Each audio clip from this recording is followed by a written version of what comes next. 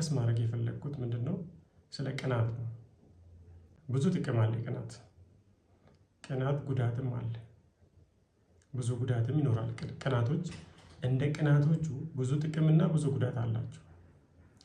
ቅናትን ኮንትሮል ካላደረግነው እኛን ያጠፋናል። ቅናትን ኮንትሮል ካደረግነው ግን ቅናት ያሳድገናል፣ ቢዝነሳችን ያሳድጋል፣ ህይወታችን ያስተካክላል፣ አዳዲስ ነገር እንድንማር፣ አዳዲስ ነገር እንድናገኝ ያደርገናል። በተቃራኒ ከቀና ነው፣ መቅናት ካለብን ውጪ ከቀና ነው ግን ህይወታችን ያበላሻል። በጣም አድርጎ ነው የሚያበላሸው። ስለዚህ መንፈሳዊ ቅናት ከሆነ ቅናታችን በጣም ጥሩ ቅናት ነው ማለት ነው። ትክክለኛ ቅናት ነው ማለት ነው። መንፈሳዊ ቅናት የምንለው አገር በአገር ሲቀና፣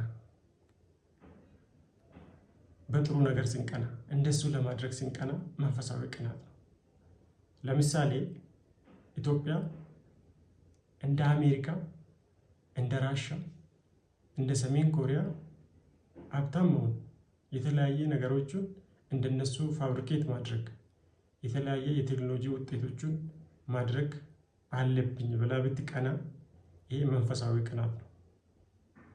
ነገር ግን አሜሪካ ለምን አደገች፣ አሜሪካ እንደዚህ ማድረግ የለበትም ብላ የምትቀና ከሆነ አሜሪካን ማቆም ስለማትችል ዝም ብሎ የማይረባ ቅናት ነው ማለት ነው።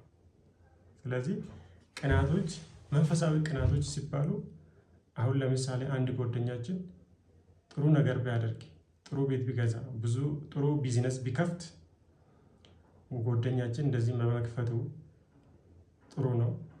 ነገር ግን እኛም ከሱ ተምረን እንደሱ ቢዝነስ እንከፍታለን ብለን ብንቀና መንፈሳዊ ቅናት ነው። በጣም ጥሩ ቅናት ነው። ከሱ እንማራለን ብለን ብንቀና መንፈሳዊ ቅናት ነው። እንደሱ ለማድረግ ስንሞክር መንፈሳዊ ቅናት ነው። ጤነኛ ሰው እንደዛ ነው። በጓደኛ ብቻ ሳይሆን ባየው ህንፃ ሊቀና ይችላል፣ ባየ ጥሩ ቢዝነስ ሊቀና ይችላል፣ ባሉ ከስተመሮች ሊቀና ይችላል፣ ባሉ የሱ እድገት ሊቀና ይችላል። ያ ቅናት ምንድነው? እንደሱ ለማድረግ ከሱ ለመማር ጥራት የሚያደርግ ከሆነ መንፈሳዊ ቅናት ነው። በተቃራኒ ግን ለምን አገኛ፣ እከሌ ለምን አገኛ፣ ኤልያስ ለምን ይሄን ቢዝነስ ከፈታ፣ ለምን እንደዚህ ያደረጋ ብሎ የሚቀና ከሆነ ግን ይሄ መጥፎ ቅናት ወይም ደግሞ ምቀኝነት ነው የሚባለው። ስለዚህ ቅናት ማለት በፖዚቲቭ ከሆነ በመንፈሳዊ ከሆነ የሚያሳድገን ነው የምንለው ለዛ ነው። አንድ ሰው ጥሩ ቢዝነስ ከሰራ፣ ቢዝነሱ ሲሳካለት፣ ጥሩ ቢሰራ፣ ጥሩ መንገድ ቢሄድ ይሄ መንፈሳዊ ቅናት ነው፣ መቀጠል ያለበት ነው። ማንም ሰው ማድረግ ያለበት ምንድን ነው? ቢዝነስ ወይም ደግሞ ከሆነ ቦታ ይማራል፣ ከአገር ይማራል፣ ከሰው ይማራል፣ ከጎረቤት ይማራል። በየመንገዱ ስንማር ነው የምንሄደው። የተለያየ መንገድ ላይ የተለያየ ነገር እናያለን። በቃ እንደዚህ ቢሰራ እኮ በጣም ጥሩ ነው፣ ጥሩ ነገር እኮ ነው እየተሰራ ያለ ብለን እናያለን። ያ መንፈሳዊ ቅናት ነው። ነገር ግን አንዳንድ ጊዜ በቅርባችን ወይም የምናውቃቸው ሰዎች ላይ ልንቀና እንችላለን። ይሄ መጥፎ የሆነ ያቀናን ማለት ነው። እንዴት እንደዚህ ያደረጋ፣ አብሬን ተምሬን እሱ እንዴት እንደዚህ ሀብታም ሊሆን ይቻለ፣ አብሬን አድገን እንዴት እሱ እንደዚህ ሊያገኝ ይቻለ የሚል አይነት ቅናት ከሆነ እሱ መንፈሳዊ ቅናት አይደለም፣ ምቀኝነት ነው። ምቀኝነት ደግሞ ሰው ውስጥ ይቀመጥና አእምሮ ውስጥ ይቀመጥና ራሳችን ላይ ፎከስ አድርገን እንዳንሰራ፣ እንዳናድግ ያደርገናል። ስለዚህ ማንም ሰው ከሰው ለመማር ከሰው ለማግኘት መቅናት አለበት እንጂ እንዴት እንደዚህ ያደረግ፣ እንዴት እንደዚህ ያመጣ፣ እኔ ስለመቀየር ምን ማድረግ አለብኝ ብሎ ራሱ ዝቅ አድርጎ ከሌላው ተምሮ ራሱን ማሻሻል ያለበት ታይም ነው እንጂ ለምን አገኛ፣ እንዴት አገኛ ብሎ መናደድ የለበትም። ያን ባደረግነው ቁጥር የኛ ህይወት እየተበላሸ ይሄዳል። ስለዚህ በመንፈሳዊ ቅናት ከሆነ እኛን ያበረታተናል፣ እንደሱ ለመስራት ያበረታተናል፣ እንደነሱ ለማደግ ያበረታተናል፣ እንደ ፈረንጆቹ ለመስራትም ያበረታተናል። ምክንያቱም ፈረንጆች ብዙ ጊዜ ሲባል እንደምንሰማ እንዳየነውም ሊሆን ይችላል ብዙ ሰዓት ይሰሩና ትንሽ ሰዓት ይዝናናሉ፣ እረፍት ያደርጋሉ። 18 ሰዓት ይሰራሉ ይባላል። 16 ሰዓት የሚሰራ ሰው አለ። ኢትዮጵያ ውስጥም ተጀምሯል። ብዙ ሰው ብዙ ረጅም ሰዓት ይሰራል። ስለዚህ ህይወታችን ሰርቫይቭ ለማድረግ ማድረግ ያለብን መስዋዕት በሙሉ ከፍለን ማድረግ አለብን።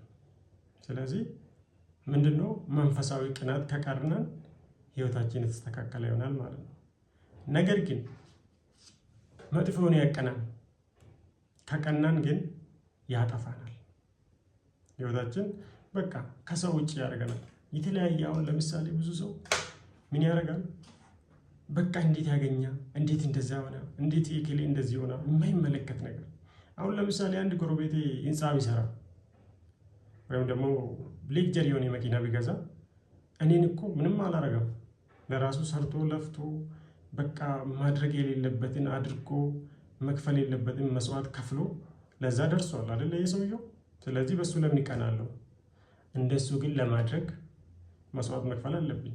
እንደሱ ለማድረግ መስራት አለብኝ። እንደሱ ለመግዛት ማድረግ አለብኝ። ስለዚህ ይሄ መንፈሳዊ ቅናት ነው። ያ ነው። በተቃራኒ የምንቀና ከሆነ ግን እኛን ያጠፋናል። በምን አይነት መልኩ ነው የሚያጠፋን? ለምሳሌ አንድ ሰው በተቃራኒ የሚቀና ከሆነ ራሱ ላይ ፎከስ ማድረጉን ትቶ ራሱን ማዳመጡን ትቶ የራሱን ቢዝነስ ማቱን ትቶ የራሱን ስራ አስተካክሎ መስራቱን ትቶ ስለ ሌላ ሰው በቃ ትንተና ይሰጣል። ስለ እሱ ቢዝነስ ትንተና ይሰጣል። እሱ እኮ ዛሬ መኪና ገዛ ይላል። እሱ እኮ ዛሬ የበላ ክትፎ ነው ይላል። ሸራተን እኮ ገባ ይላል። ዱባይ ሄዶ እየተዝናና ነው ይላል። ስለ እሱ ትንተና ይሰጣል ማለት ነው። የራሱን ፎከስ አድርጎ መስራት ያለበትን ትቶ ስለ ሰው ትንተና ይሰጣል ማለት ነው። ዛሬ እኮ ከእከሌ ጋራ ፎቶ ተነሳ ይላል። ያን አይነት ነገር ሁሉንም አውርቶ መጨረስ ይከብዳል። ያን አይነት ነገር የሚያደርግ ከሆነ ራሱ ላይ ፎከስ እንዳያደርግ ያደረጋ ማለት ነው። ጊዜውን በሌላ ሰው አጠፋ ማለት ነው። ያ ባደረግነው ቁጥር አንደኛ ሰዓታችን እየገደለን ነው፣ ሁለተኛ አእምሯችን እየመረሰን ነው። እድለኛ ስለሆነ ነው እንላለን። የእሱ ዘመድ ባለስልጣኖች ስለሆነ ነው እንላለን። ሀብታም ቤተሰቦች ስለሆኑ ነው እንላለን። ያ እያደረገን ውስጣችን ኔጌቲቪቲ ነገር በማስገባት ኔጌቲቪቲ ነገር በማሰብ ራሳችን ሞራላችን እንሰብረዋለን። ምክንያቱም የሰራ ሰው በሙሉ ያገኛል። በአንዴ ሳይሆን በሂደት ሁሉም ሰው እያገኘ ሄድና ቢዝነሱን እያስተካከለ አእምሮን እያስተካከለ ሲሄድ በጤነኛ አእምሮ ከሆነ በ10 ዓመት የሚሆን በ20 ዓመት የሚሆን የሆነ እያደግክ መሄድ አይቀርም። በትክክለኛ የምትሰራ ከሆነ ኮንፊደንስ ያለ ሰው ከሆነ በሂደት የሆነ ነገር ልውጥ እየመጣ ሌሎች የደረሱበትን ልትደርስ ትችላለህ፣ ልትበልጣቸውም ትችላለህ። ከነሱ ያነሳ ቢሆንም የሆነ ነገር ይኖራል። የምትሰራ ከሆነ ማንም ሰው የሚሰራ ከሆነ ይኖራል። ነገር ግን በቃ ተስፋ የምትቆርጥ ከሆነ በሌሎቹ ልፋታቸውን ሳናይ ኬት እንዳመጡ ሳናይ ምን ያህል ሰዓት እንደሚሰሩ ሳናይ ምን ያህል መስዋዕት እንደሚከፍሉ ሳናይ ያን ሁሉ ሳናይ ምን ያህል እንደሚቆጥቡ ሳናይ ያን ሳናይ እሱ የባለስልጣን ዘመድ ስለሆነ ነው፣ እሱ ዘመድ አሜሪካ ስላለ ነው፣ ውጭ ሀገር ይላክለታል ብለን እናስባለን። ያ በማድረግ ውስጣችን ኔጋቲቪቲ አድርገን ማለት በቃ ማውን ነገር ውስጣችን እየፈጠረን ወይም እያሰበን ራሳችን ሞራል በመስበር ቢዝነሳችን ወይም ደግሞ ህይወታችን በትክክል እንዳንመራ ያደርገናል። እንደዚህ አይነት ቅናቶችም ይኖራሉ። ነገር ግን ያ ሰውየው ራሱ ለፍቶ ሊሆን ይችላል፣ ራሱ እየሰራ ሊሆን ይችላል። አንዳንድ ሰው እኮ የፈለገ ነገር እንኳን እኮ ሰው ቢሰጠው እኮ ህይወቱ ላይ ያስተካከል እኮ ይችላል። ሰርተን ግን ስናመጣ ህይወቱ ተስተካከለ ሊሆን ይችላል። ለፍተን ስናመጣ ብሩ ልንቆጥብ እንችላለን። እንዴት እንዳመጣ ነው ስለምናውቅ ማለት ነው። ከሰው ከተሰጠንማ በአንዴ እኮ ነው የማልቀው። ግን ባለስልጣን ስለሆነ ወደ መንግስት ስለተጠጋ ካድሬ ስለሆነ ምን ስለሆነ የሚገኝ ብር ስላለው እሱ ለዛ ነው አደጋምል አይነት ነገር ምክንያቶቹን እንፈጥራለን ማለት ነው። ያ አይነት ምክንያቶቹ ደግሞ ምንድነው? ራሳችን ቢዝነሳችን ፎከስ አድርገን እንዳንሰራ ያደርገናል። ሌላኛ ምንድነው? ሪሌሽናችን ዳሜጅ ያደርጋል ከሰው ጋር። ምን አድርጎ ነው ዳሜጅ የማደርገው? ነርቨስ ሊያደርገን ይችላል። የሆነ ቢዝነስማን ከሱ ጋር ተጠግተን ወይም ደግሞ ከሱ ተምረን ወይም ደግሞ ከሱ ተቀብለን እንኳን እኮ መስራት እንችላለን። ምክንያቱም ያ ቢዝነስማን መንገዱን ሊከፍትልን ይችላል።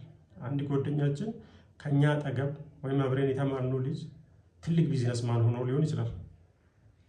እሱ ጋር ሄደን የሆነ ቢዝነስ አስጀምረኝ፣ እንደዚህ አድርግልኝ፣ እንዴት ልስራ ብለን ዝቅ ብለን መጠየቅ እና ማክበር ሲገባል እሱ ጋር ስንሄድ በቃ አንተማ እንደዚህ ያለፈልህ ምናምን እያለን የተለያየ የማይሆኑ ንግግር አድርገን ሰው እንዳይቀርበን ያደርገናል ማለት ነው። ያ በምናደርግበት ጊዜ ምን ይሆናል ማለት ነው? ቢዝነሳችን ወይም ደግሞ ህይወታችን በትክክል እንዳንመራ ያደርገናል። ሰው እንዲርቀን ያደርጋል። ስለዚህ ቢዝነስ ምንድን ነው? ወይም ደግሞ ህይወት ራሱ ሎጂክ ነች፣ ሲስተም ነው እንጂ ኢሞሽናል በመሆን በቃ ነርቨስ በመሆን ያለፈለት ሰው ላይ በመናደድ ወይም እኛን የሚበልጠን ሰው ላይ በመናደድ በሚለብሰው በሚያደርገው ባለው ነገር በመናደድ ምንም ልናደርግ አንችልም። ራሳችን እንጎዳለን እንጂ። ነገር ግን ከሱ ተጠቃሚ መሆን ግን እንችላለን። ተማራም አልተማራም የሆነ ሰው ከኛ የተሻለ ካለ እኮ እሱ እኮ ትልቅ ሰው እኮ ነው። ምክንያቱም አንድ ሰው በልቶ የሚያድር ህይወቱን መምራት የቻለ ሰው ከሆነ እኮ እሱ ቢዝነስ ማን ነው ማለት እኮ ነው። የተማረ ሰው ነው ማለት እኮ ነው። ለምን አንድ ሰው ራሱን አሻሽሎ የተሻለ ህይወት ኖሮ ገንዘብ ኖሮ የሚበላ ነገር ሳያጣ ቢማሪም ባይማሪም እሱ የተማረ አይደለም? የተማረ ሰውስ ማለት ምን ማለት ነው? የተማረ ሰው ማለት እኮ በልቶ ማደር የሚችል ሰው ማለት እኮ ነው። ያልተማረ ሰውስ? ያልተማረ ሰውማ ራሱን ሰርቫይቭ ሳያደርግ ችግር ላይ ነው የምኖረው። የሚበላ የለም፣ ችግር ነው። መማር ማለትስ ምንድን ነው? ቆይ ባዘው እኔ ልጠይቃቸው እስቲ ንገሩኝ። መማር ማለት እኮ ካልተማሩ ሰዎች የተሻለ ህይወት መኖር ማለት እኮ ነው አይደለም? ካልተማሩ ሰዎች የተሻለ ህይወት መኖር ማለት ነው እንደማውቀው። ነገር ግን ነጋዴው የተሻለ ህይወት እየኖረ ነው። they are businessmen, they are rich, they can survive anything, they can go anywhere, they can buy anything. ሰው ተማሩ ማለት እኮ እነሱ ነው። ስለዚህ ማይም ነው ምናምን ብለን አይነት ነገር it's not possible። ስለዚህ ማይንዳችን ማስተካከል አለብን ማለት ነው። ማይንዳችን የተስተካከለ አመለካከታችን መቀየር አለብን ማለት ነው። የቅናት አመለካከታችን መቀየር አለብን ማለት ነው። ያ እንዳልኩ ምንድነው ከሰው ጋር ያለንን ነገር ቅናት ወይም ደግሞ ኢሞሽን የሆነ በቃ ለምን እንደዚህ ያገኛ የሚለውን ነገር አስወግደን ከሱ ለማግኘት መሞከር፣ እሱን በማክበር በማለማመጥ ሊሆን ይችላል። ተለማምጠም እኮ ካሳደጋ መንገዱን ከከፈተልህ እኮ በጣም ጥሩ ነገር እኮ ነው። ያም ማድረግ ብልጦች እንደዚህ ያደርጋሉ። እነሱም እኮ ብልጥ ሰው ማለት እኮ የተማረ ሰው ማለት እኮ ነው። ባሰይ ብልጥ ከሆንክ የሚሰራ ሰውን አክብርና መንገድ እንዲከፍትልህ አድርግ። ሞኝ ከሆንክ ደግሞ እንዴት እንደዚህ ሆነ፣ ለምን እንደዚህ ያደጋ፣ ለምን እንደዚህ ሆነ ትላለህ። ያም የሆነው ምን ሲሆን ነው? ያም የሆነው ሞኝ ስትሆን ነው። ሞኛቱን ያለን ሰውን አክብር፣ ከሚያውቁ ሰው ተማር፣ የማይመለከት ቦታ ላይ ጊዜ አታጥፋ። ብዙ ሰው ምን ያደርጋል? ውጤታማ የሆኑ ሰዎችን ዝም ብሎ በቃ እነሱን ይከታተላል። ዛሬ ምን በሉ ይላል፣ ከኪላይ ጋር ፎቶ ተነሳ ይላል፣ ዛሬ እዚህ ነው ይላል፣ ዛሬ እዚያ ነው ይላል። ግን እኮ ምንም አይነት ቢዝነስ የለውም እኮ እሱ። የተሳካላቸው ሰዎችን በመከተል የእነሱን ወሬ ስክሮል ላይ ያደርጋል። እነሱን በመከተል ለራሱ ምንም አይነት አክሽን ሳያደርግ ህይወቱን ማጨለም ማለት ነው። እንደዚህ አይነት ነገርም አታድርጉ። ማድረግ ያለባችሁ ምንድነው? ወጣቶች፣ በተለይ ወጣቶች በየጊዜው እየናራ የመጣ የቢዝነስ እና የህይወት የነገሮቹ መጨመር እየጨመረ ነው የሚመጣ። ስለዚህ ምንም ነገር ካልሰራችሁ ካለፋችሁ ሊመጣላችሁ አይችልም። ስለዚህ ዛሬ ያላችሁ ውድ ጊዜ ተጠቀሙበት። ለግድ በቃ ዛሬው ነው የሚሆን ነገር የለም። ተስፋ መቁረጥ የለባችሁም። ግን ነገሮቹን ማስተካከል ይቻላል። ዛት